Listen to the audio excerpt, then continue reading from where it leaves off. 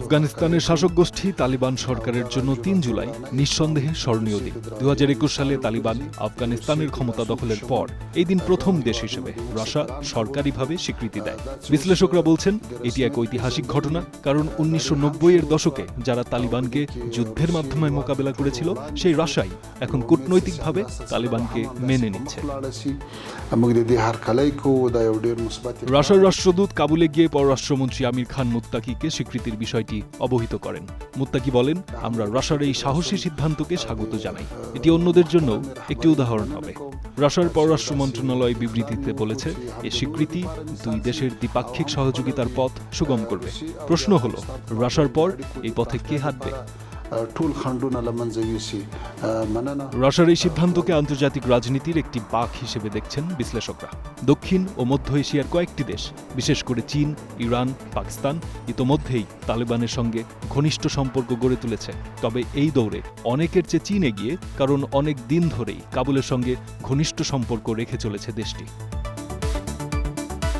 ২০১৯ সালেই তালেবান নেতাদের বেইজিংয়ে শান্তি আলোচনায় আমন্ত্রণ জানায় চীন। ২০২৩-এ চীনের রাষ্ট্রীয় পেট্রোলিয়াম কোম্পানি সিএনপিসি তালেবান সরকারের সঙ্গে ২৫ বছরের একটি চুক্তি করে।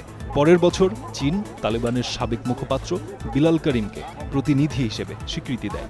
আর ২০২৫ সালের মে মাসে পাকিস্তান ও তালেবানের সঙ্গে একটি ত্রিপাক্ষিক বৈঠক আয়োজন করে বেইজিং। ইরানের কূটনীতিকদের হত্যার ঘটনায় তেহরানের সঙ্গে তালেবানদের সম্পর্ক তিক্ত হয়ে ওঠে ১৯৯৮ সালে। তবে সেসবই এখন অতীত। আইএসআইএসকে এর বিরুদ্ধে তালেবানের অবস্থানের কারণে দুদেশের সেই দূরত্ব ঘুচে গেছে আগেই। এবছর মে মাসে তালেবান পররাষ্ট্রমন্ত্রী তেহরান ডায়ালগ ফোরামে অংশ নেন। একসময়ের প্রধান পৃষ্ঠপোষক পাকিস্তানের সঙ্গে বর্তমানে কাবুলের সম্পর্ক জটিল হয়ে গেছে। পাকিস্তান দাবি করছে আফগান মাটিতে থাকা সন্ত্রাসীরা পাকিস্তানে হামলা চালাচ্ছে। ২০২৪ সালে আফগানিস্তানের পাকতিয়া প্রদেশে পাকিস্তান বিমান হামলা চালালে ৪৬ জন বেসামরিক নাগরিক নিহত হয়। এরপর থেকেই দুদেশের তিক্ততা চরমে পৌঁছায়। পাকিস্তান ৩ মিলিয়ন আফগান শরণার্থীকে ফেরত পাঠানোর ঘোষণাও দেয়। তবে বৃহৎ প্রতিবেশী দেশটির সঙ্গে প্রয়োজনীয় যোগাযোগ বজায় রাখছে ইসলামাবাদ। বিশ্লেষকদের মতে রাশিয়ার পর মধ্য এশিয়ার কিছু দেশ এবং চীন পরবর্তী স্বীকৃতি দানকারী দেশ হতে পারে।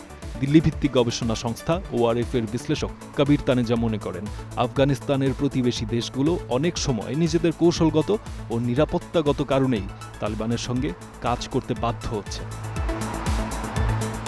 ফারদিন খান, স্টার নিউজ।